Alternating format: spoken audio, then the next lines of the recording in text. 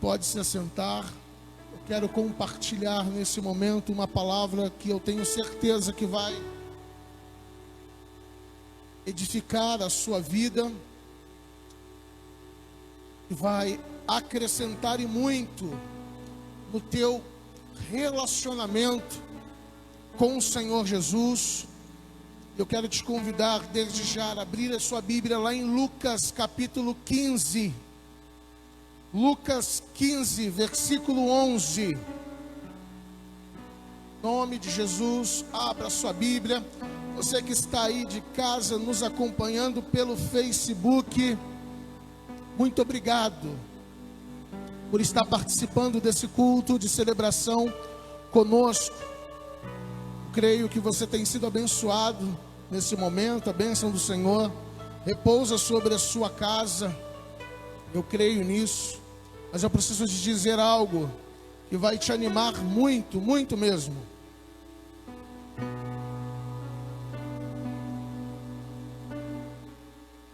O Senhor, Ele tem coisas ainda maiores para revelar ao seu coração nessa noite. Tenha certeza disso. A bênção do Senhor, a bênção que o Senhor deseja liberar de forma completa, está por vir. E eu quero que você nos acompanhe nesse momento, que você não se distraia, tanto os que estão aqui, como os que estão lá do outro lado, daqui da telinha. Você não venha se distrair em hipótese alguma, mas que você esteja atento para tudo aquilo que ainda será ministrado da parte do Senhor para as nossas vidas. Amém? Abriu sua Bíblia, Lucas 15, versículo 11.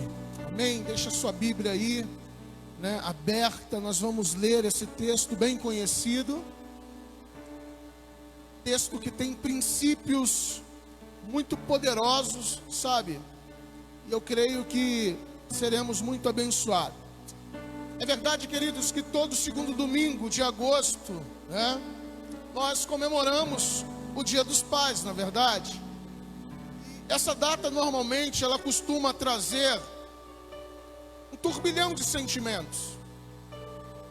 Chega nesse período, na verdade é engraçado, quando chega no segundo domingo de agosto, essa data ela costuma mexer com muitas pessoas, mexer com os sentimentos, das pessoas, porque acaba falando de algo muito, como eu estava falando, queridos, é uma data que traz um turbilhão de sentimentos na vida daqueles que compreendem a importância de ser ou de ter pai, É uma data que mexe muito, é uma data muito importante. Muitos, na verdade, deixam para expressar nessa data o seu amor pelos seus pais.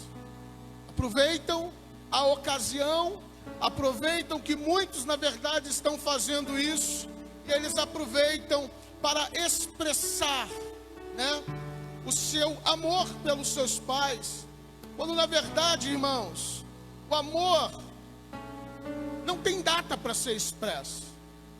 Esse amor, na verdade, ele precisa ser... Nós precisamos aproveitar esse momento, o momento em que nós temos os nossos pais. Eu, infelizmente, não tenho meu pai hoje aqui presente comigo, Alguns anos atrás, meu pai partiu, mas eu louvo a Deus porque ele teve a oportunidade de fazer aliança com Deus. Ele entregou a vida ao Senhor Jesus, e eu tive a oportunidade de poder batizar o meu pai. Isso é uma honra muito grande. E quando ele faleceu, sabe, eu senti uma paz muito grande, ali no momento onde ele estava sendo velado, senti uma paz muito grande, porque eu tinha certeza ali no meu coração de que o meu pai realmente estava indo de encontro aos braços do Pai Celeste. Amém? Mas assim, posso dizer o seguinte, queridos, que eu pude expressar o meu amor pelo meu pai enquanto ele esteve em vida. Eu pude dizer para ele o quanto, sabe, eu me sentia honrado pela figura dele, pela pessoa dele. O meu pai, na verdade, era uma pessoa muito fechada, ele não era de muita conversa. Ele teve uma criação, sabe, mais antiga, uma criação onde não havia muita conversa. Então meu pai não era muito de conversar. Mas, sabe, eu nesse jeitão meu, né, nesse temperamento meu, eu pude expressar em vida todo o meu sentimento pelo meu pai, independente, sabe, se era data de Dia dos Pais ou não. Então assim, queridos, esse momento precisa ser manifestado, esse sentimento, ele precisa ser manifestado constantemente, sabe? Agora, é bem verdade também, irmãos, que outros amargam a dor de não ter os seus pais, né, por perto, e acabam chorando essa separação. Quando eles não amargam essa dor da separação, muitos acabam amargando a dor da rejeição, do abandono, dos maus tratos, da violência em todos os aspectos, ou seja, a dor de não ter recebido o amor devido. Quantas pessoas, quando chegam nesse tempo de Dia dos Pais, sentem a dor do desprezo, porque na verdade os seus pais ou o seu pai não conseguiu dar a ele aquilo que ele tanto necessitava, aquilo que a sua alma tanto ansiava. Muitas pessoas acabam vivendo essa vida amarga, justamente por causa das experiências passadas, dos traumas passados. Isso é terrível, isso é terrível. Mas nesse dia, querido, que é comemorado o Dia dos Pais, eu quero apresentar para vocês algumas qualidades de um pai que é perfeito em amor. Amém? Quero trazer algumas características desse pai que é perfeito.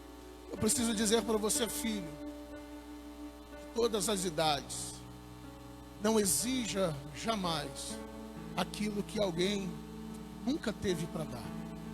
Não exija. Talvez eu esteja falando para pessoas nessa noite, sabe, que traz dentro de si ressentimento, amargura, porque criou uma expectativa altíssima no seu pai. E o seu pai não pôde atender essa expectativa. Algumas pessoas, talvez aqui nessa noite, estejam amargando realmente esse sentimento de rejeição, de nunca ter tido, sabe, o pai presente, nunca ter tido, sabe, o amor do pai perto. Eu quero dizer para você o seguinte: todo ser humano, ele é falho, e nós não podemos de forma alguma culpá-los por algo que não nos foi concedido, algo que esperávamos, mas não foi concedido. Em nome de Jesus, entenda uma coisa: você ainda não é pai, um dia você vai ser. Talvez você vai acabar experimentando, sabe, a frustração muitas vezes, o que é não conseguir atender a expectativa de um filho. Porque, queridos, ser humano algum, entenda isso, consegue atender a expectativa do outro. Não posso colocar as minhas expectativas no homem, porque o homem é falho. Por isso, nessa noite, a importância de nós apresentarmos algumas qualidades de um pai que é perfeito em amor. E aí, sabe, na verdade, te incentivar a você depositar essa expectativa, essa carência emocional, sabe, nesse pai que é perfeito, nesse pai que tem tudo aquilo que nós precisamos e está disposto e desejoso em nos atender. Amém? A palavra do Senhor diz assim no versículo 11 de Lucas 15. Jesus continuou: um homem tinha 2 filhos. Quantos filhos? 2. O mais novo disse ao seu pai: pai, quero a minha parte na herança. Da herança. Assim ele repartiu sua propriedade entre eles. Não muito tempo depois, o filho mais novo reuniu tudo o que tinha e foi para uma região distante. E lá desperdiçou seus bens vivendo irresponsavelmente. Depois de ter gasto tudo, houve uma grande fome em toda aquela região. E ele começou a passar necessidades. Por isso foi empregar-se com uns dos cidadãos daquela cidade, daquela região, que o mandou para um campo a fim de cuidar de porcos. Ele desejava encher o estômago com as vagens de alfarrobeira que os porcos comiam, mas ninguém lhe dava nada.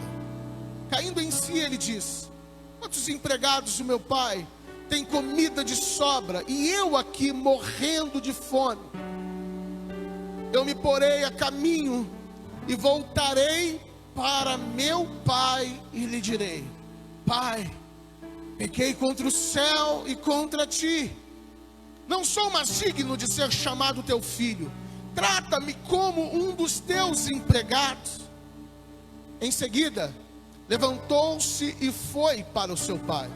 Estando ainda longe, seu pai o viu e, cheio de compaixão, correu e abraçou seu filho. E o abraçou e o beijou. O filho lhe disse: Pai, pequei contra o céu e contra ti. Não sou mais digno de ser chamado teu filho.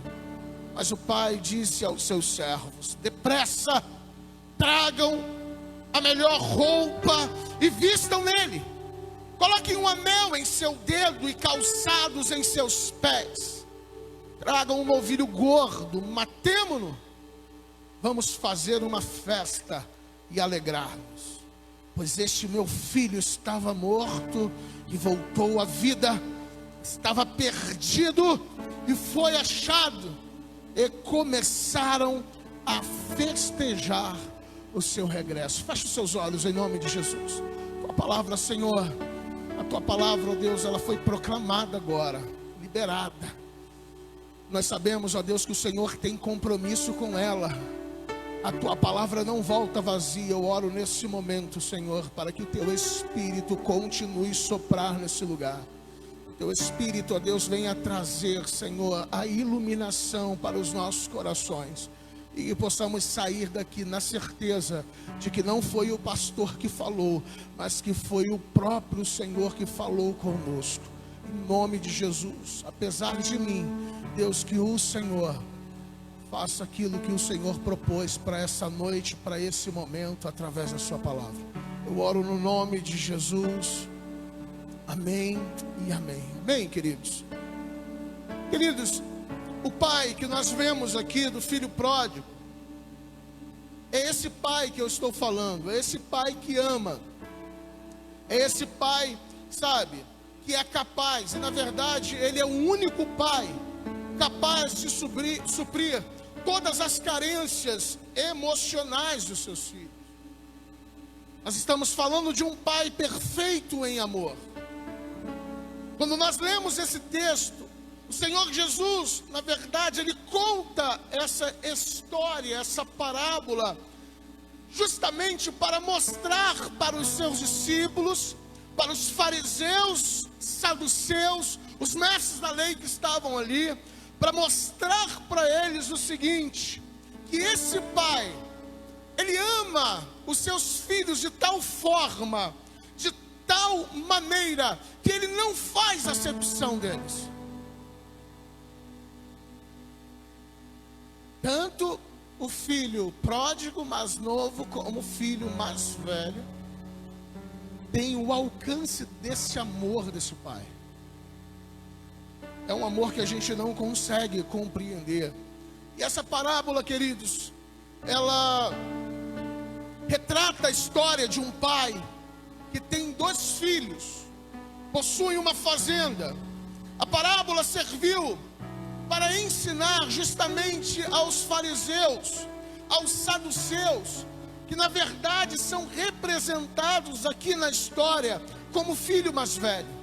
Quando Jesus conta essa parábola, eles estavam falando justamente para os fariseus. E ali, queridos, A reação do filho mais velho é a mesma reação dos religiosos na época. Os religiosos se sentiam ressentidos porque o pai deu uma festa, matou um novilho gordo, sabe? Fez todo aquele espetáculo porque o filho irresponsável havia voltado. Aos olhos daqueles homens, os religiosos, esse filho mais novo, ele teria que amargar as dores das suas atitudes. É lógico, ele colheu as consequências, é verdade. Mas o que nós vemos aqui é simplesmente um pai que não passa a mão na cabeça do filho quando erra, mas um pai que ama o filho. É isso que nós vemos. O filho pródigo, ele sofreu as consequências da sua escolha. Cabia agora ao pai era recebê-lo com muito amor, com muito carinho.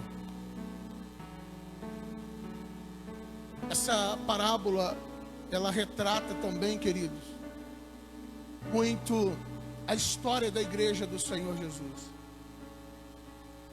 A Bíblia diz que a igreja do Senhor Jesus é a família de Deus, amém? É a família de Deus, coisa linda. Os princípios contidos nessa parábola nos retrata que todo filho pródigo, ele precisa ter a atitude como esse filho teve.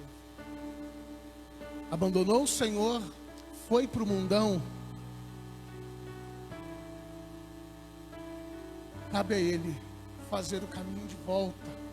Cabe a ele reconhecer o seu erro e se arrepender e voltar novamente. E nós vemos aqui muitas pessoas têm confundido a parábola do filho pródigo, sabe, com o pastor das 100 ovelhas. É diferente, irmão. É diferente.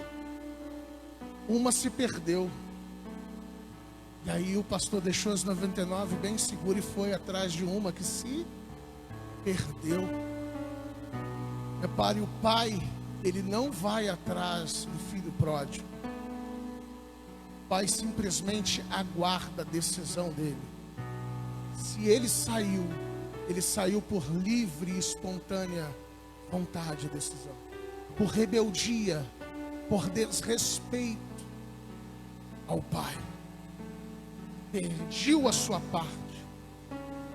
Então cabe a ele, diante de tal ato, retornar e pedir perdão. Muitas igrejas têm errado por causa disso, tá? Isso tem trago problemas seríssimos dentro das igrejas, que as pessoas estão confundindo as coisas. O rebelde, cabe a ele se arrepender e retornar e pedir perdão ao pai, amém? E as coisas funcionam, mudam. Então, queridos, deixa aspas aí, ou parêntese, o que você achar melhor. Mas vamos dar sequência aqui. Então essa parábola, ela serve para ensinar aos fariseus e saduceus, representado como filho mais velho, que Deus, e aqui representando o pai, esse pai aqui da parábola, faz menção, Jesus contando essa história, ele está apontando para Deus, ele está apontando para Yahvé. Esse pai aqui, né, ele ama a todos sem acepção. O amor do pai, ele é concedido na mesma proporção para os dois filhos. Filho mais novo, aqui ele é representado pelos publicanos e pelos pecadores.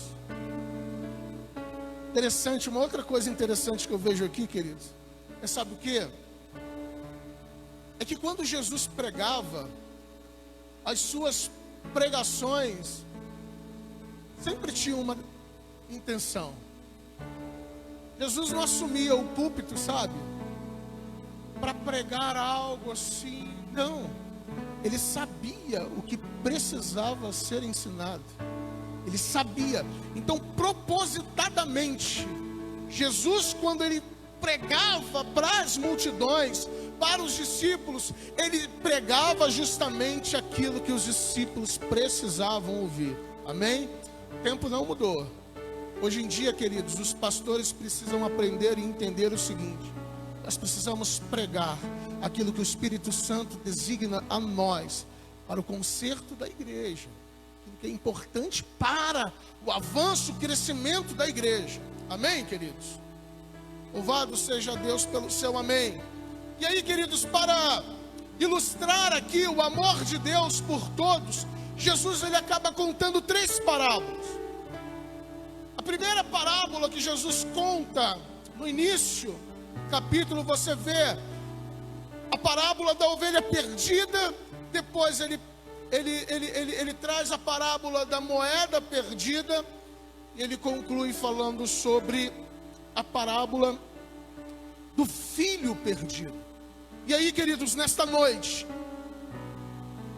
Deus ele deseja revelar a mim e a você como o autêntico Pai de amor, te fazendo entender profundamente essa expressão, que é o título da nossa mensagem de hoje: Meu Pai me ama.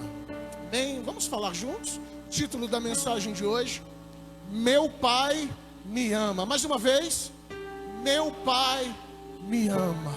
Aleluia. Precisamos, na verdade, entender isso, não apenas só falar, mas entendermos mesmo que o nosso Pai, Ele nos ama. E aí, queridos, o amor de Deus, o Pai, Ele se manifesta de várias maneiras. Eu quero pontuar algumas maneiras como esse amor, na verdade, ele se manifesta nas nossas vidas. Quando nós lemos os versículos 12 e 13, nós vemos ali que o amor de Deus é um amor inclinado para a liberdade de escolha. Versículo 12 e 13: O mais novo disse ao seu pai: Pai, quero a minha parte da herança. Assim ele repartiu sua propriedade entre eles. E aí, não muito tempo depois, o filho mais novo reuniu tudo o que tinha, vai para uma região distante, lá desperdiça os seus bens vivendo irresponsavelmente. Então, queridos, quando nós olhamos para esses 2 versículos, nós entendemos que o amor do Pai, ele se manifesta trazendo inclinação para a liberdade de escolha. Entenda uma coisa: você é livre para escolher. Deus te ama, Deus me ama. Deus, Ele ama o mais vil pecador.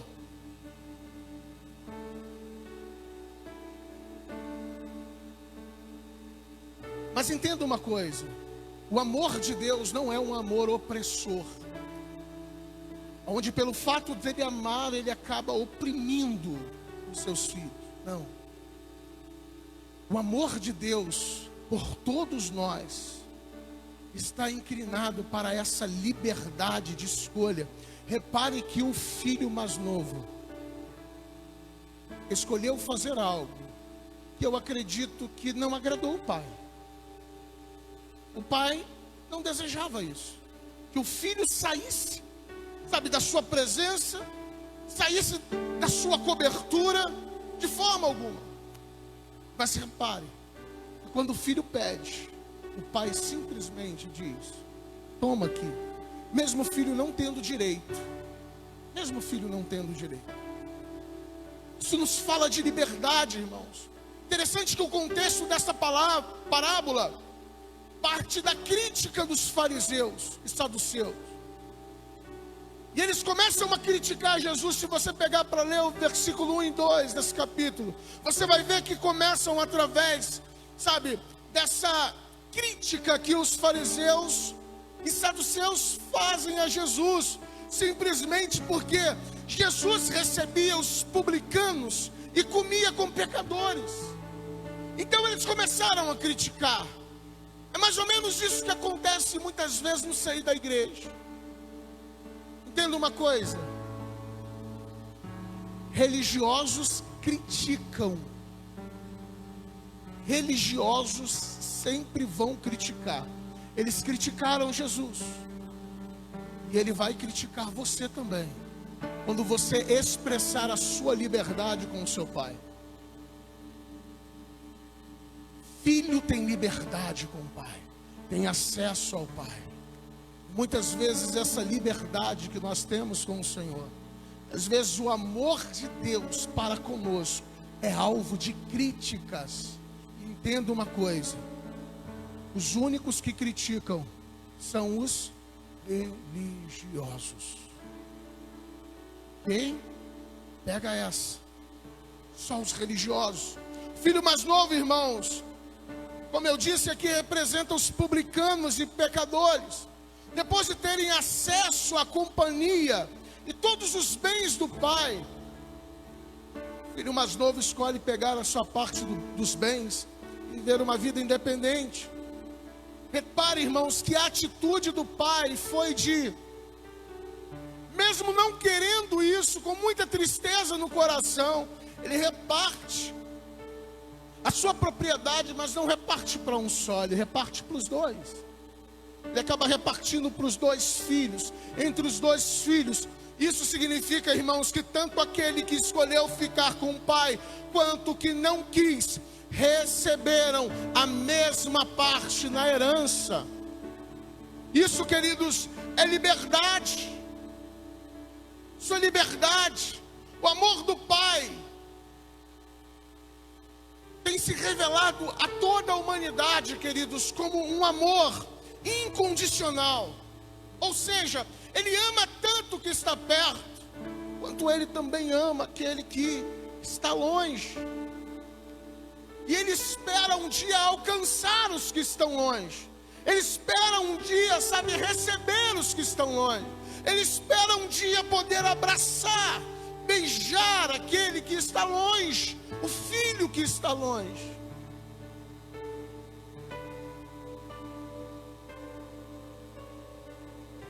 Esse é o desejo dele. Esse é o anseio dele. Deus criou o homem, não criou o homem à toa. O Senhor realmente, ele criou o homem porque ele ama o homem. E o desejo do Senhor realmente era ter um relacionamento bem próximo desse homem. Nosso Deus nos ama do jeito que somos, mesmo em meio à lama do pecado, querido, e da ignorância. Mas Ele espera que não permaneçamos no pecado, porque Ele anseia nos salvar. Amém? Amar é uma coisa, ser salvo é outra, ok? Não vamos confundir as coisas.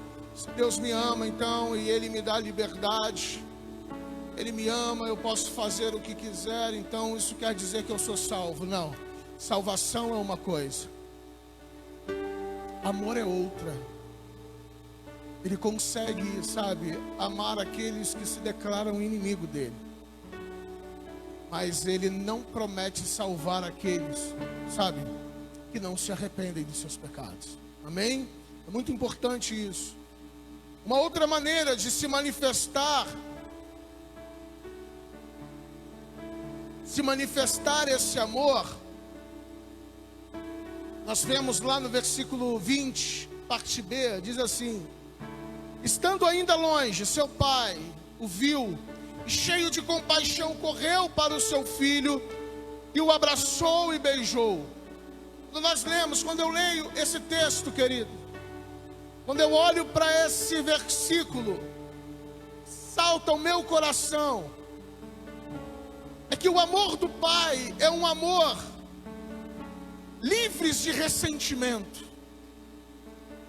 Pare para pensar comigo, quantas pessoas ressentidas existem na face da terra, não? O ressentimento, ele tem provocado as piores dores da alma de uma pessoa. Os ressentimentos têm trago, queridos, enfermidades terríveis na vida das pessoas, simplesmente porque fizeram algo de ruim para ela e ela ficou ressentida.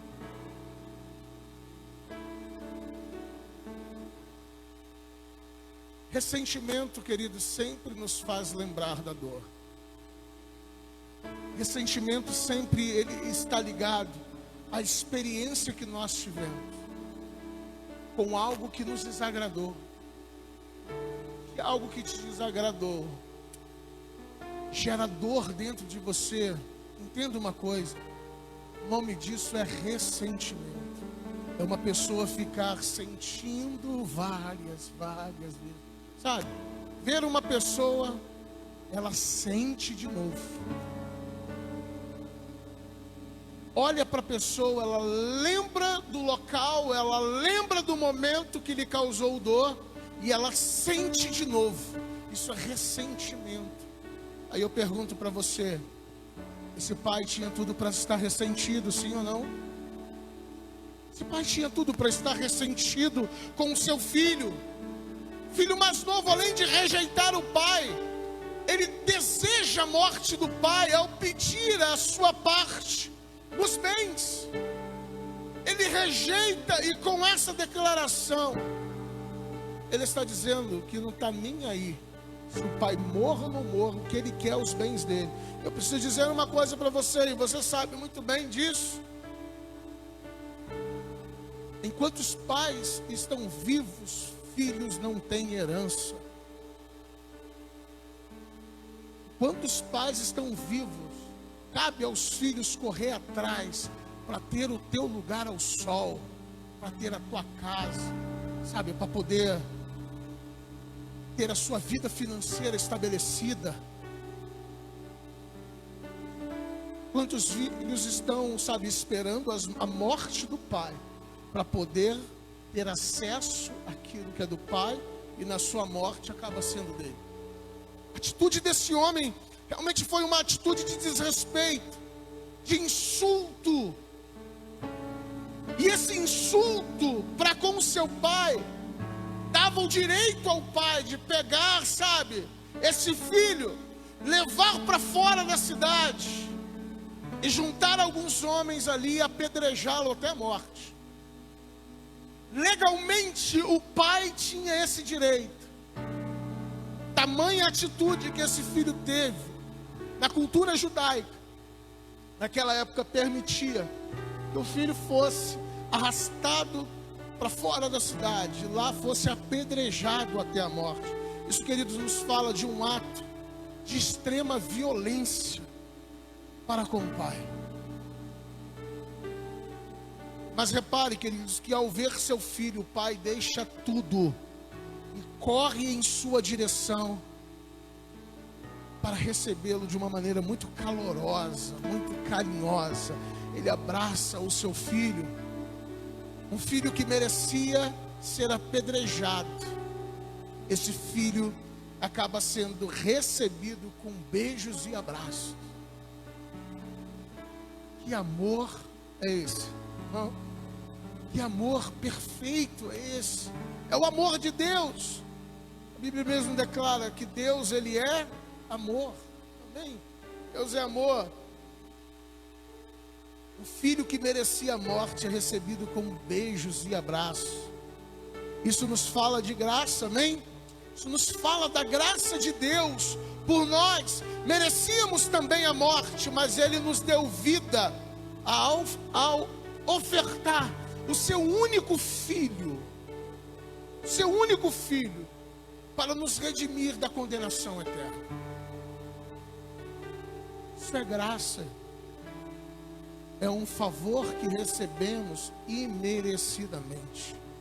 Não mereço, mas mesmo assim Ele concede, amém? Como não nos render um amor como esse?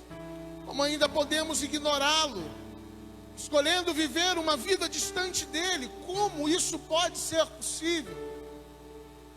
Como podemos ainda viver essa vida independente, sabe? Vivendo de acordo com aquilo que dá na telha, de acordo com os meus interesses. Como ainda viver dessa maneira? É por isso, queridos, que muitos estão sofrendo no mundo, sofrendo terrivelmente no mundo, e ainda acabam dizendo assim: puxa vida, se Deus existisse, eu não estaria sofrendo tanto assim. A pessoa ainda, sabe, escolheu viver uma vida independente, não busca a opinião de Deus para as decisões, faz as coisas daquilo que vem de acordo com o seu coração, com as suas vontades, de acordo com o prazer. Dá tudo errado porque fez a sua escolha. Aí aponta para Deus e diz: ah, cadê Deus? Deus não ama coisíssima nenhuma. Aonde está Deus? Ele deveria me salvar. Ele deveria, sabe, impedir com que eu caísse nesse buraco. Mas como? Não é possível, querido. Não há possibilidades. O Senhor nos dá liberdade, mas Ele permite sim que a gente arque com aquilo que nós escolhemos. Amém?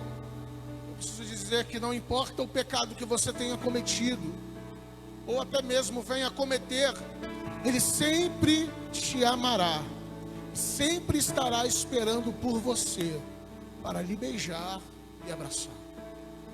Não importa, aos olhos do filho mais velho, que o irmão dele fez foi abominável, não merecia o perdão. Mas o Senhor Jesus nos ensina que a atitude do Pai, que é perfeito em amor, é perdoar sim a todos aqueles que vêm a Ele arrependido. Ele sempre vai vir com perdão, sempre, sempre, entenda isso. Versículo 22, versículo 22, a primeira parte diz assim: mas o pai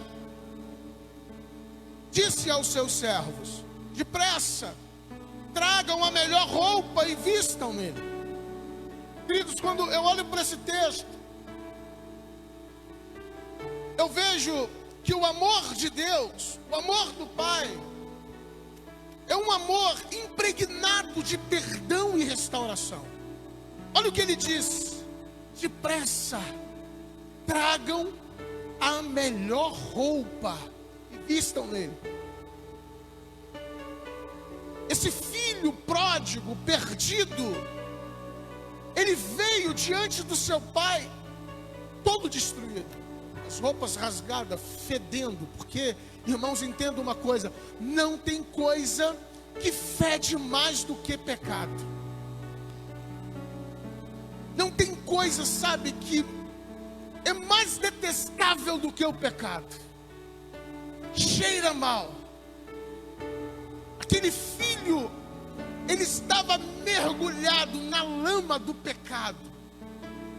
Por isso que na parábola o Senhor Jesus acaba fazendo a comparação das consequências dos atos daquele filho, sabe? Como alguém está num chiqueiro sujo de lama. Ele está dizendo: pecado fede. Deus, Ele é santo, perfeito. Imagina Deus, santo, perfeito, abraçando um pecador imundo. Imagina no momento que você teve a experiência, sua primeira experiência de conversão com o Senhor. Essa sensação que eu tenho quando eu tive um encontro com o Senhor Jesus. Senhor, Deus santo abraçando um homem imundo. Porque é isso que o pecado traz, é isso que o pecado causa. E é importante você entender, querido, que a vestimenta e a nova vestimenta nos fala de muitas coisas. Quando nós vemos aqui o Senhor Jesus falando de vestimenta, troque, sabe, a roupa dele, traga a melhor roupa, vista nele, roupas, vestimenta. Há um significado, há vários significados, mas no contexto aqui, está falando justamente do perdão e da restauração moral.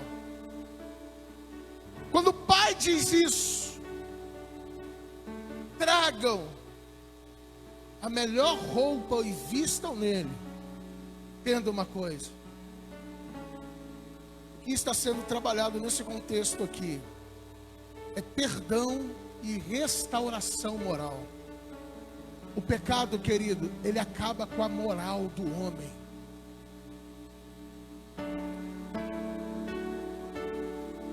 O mau caratismo acaba com o homem. Pai, ele é rico em caráter, e o desejo dele é que o seu caráter seja refletido em nós. quando entregamos a vida a Jesus, sabe, e nos tornamos nova criatura, e nos tornamos semelhantes a Ele, a Bíblia está dizendo o seguinte: nós nos tornamos semelhantes a Ele no caráter, porque o pecador, entenda isso, todo pecador é mau caráter. É duro, não? Ouvir isso. Puxa vida, pastor, trabalhei, vivi uma vida honesta, digna. Mas entenda uma coisa, querido. Todo pecador, ele é mau caráter, sabe por quê? Porque o caráter do homem,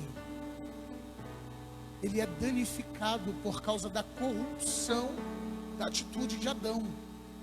Então todo homem que nasce, ele nasce em pecado.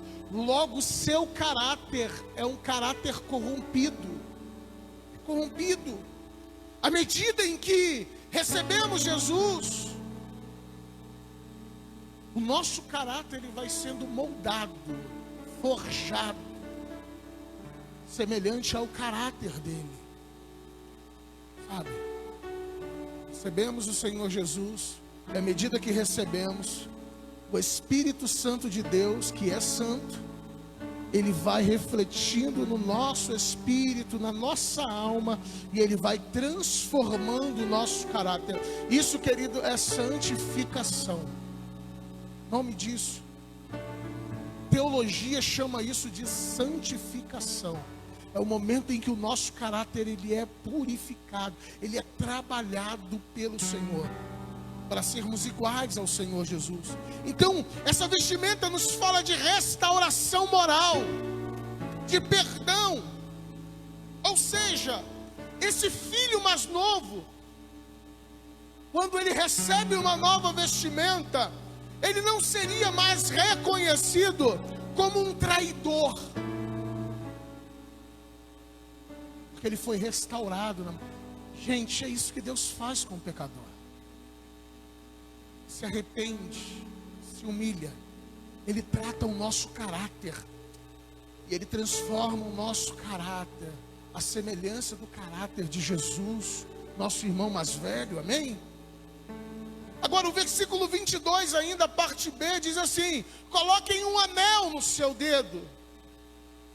E aí eu vejo claramente que esse anel sendo colocado no dedo do filho pródigo, trata-se de um amor da parte do pai, carregado de intimidade.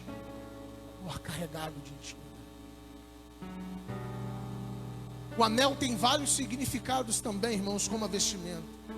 Mas para os fariseus e saduceus entenderem, o anel fala da aliança com Deus e Israel. Ele agora, esse filho pródigo, ele passa a ser aceito como filho de Deus.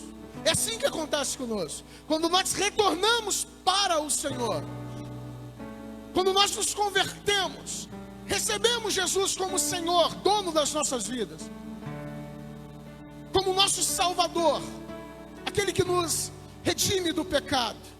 Toda vez que isso acontece, quando isso aconteceu nas nossas vidas, nós passamos a ser aceitos agora como filho de Deus.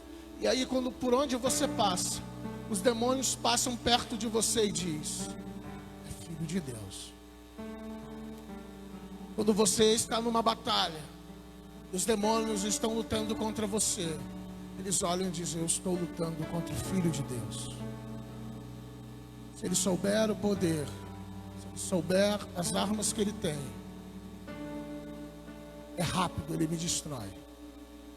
Quando ele olha para um crente que foi redimido pelo sangue do Cordeiro, eles tremem na base, porque eles sabem o poder que está sobre nós, sobre as nossas vidas, amém?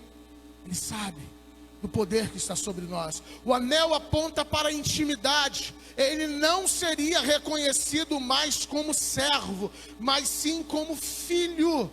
Todos os empregados, ao olhar para aquele filho fujão, vai olhar e dizer: ele foi aceito como filho. ele não é servo. Por mais que, ao se arrepender, ele diz: voltar-me-ei, terei com meu pai, direi: pai, eu não sou digno de ser chamado seu filho, me receba como um dos seus empregados. A ideia era ser recebido como empregado, mas o pai diz assim: olha, empregado, servo não, você é o meu filho. Bota um anel no dedo dele, porque ele é o meu filho. E agora os empregados, ao passarem, verem, vão: esse cara aí é filho, ele é filho do patrão. A parte C do versículo 22 diz assim: e calçados em seus pés. O pai manda trazer roupas novas para o filho, anel para o seu dedo e calçado em seus pés.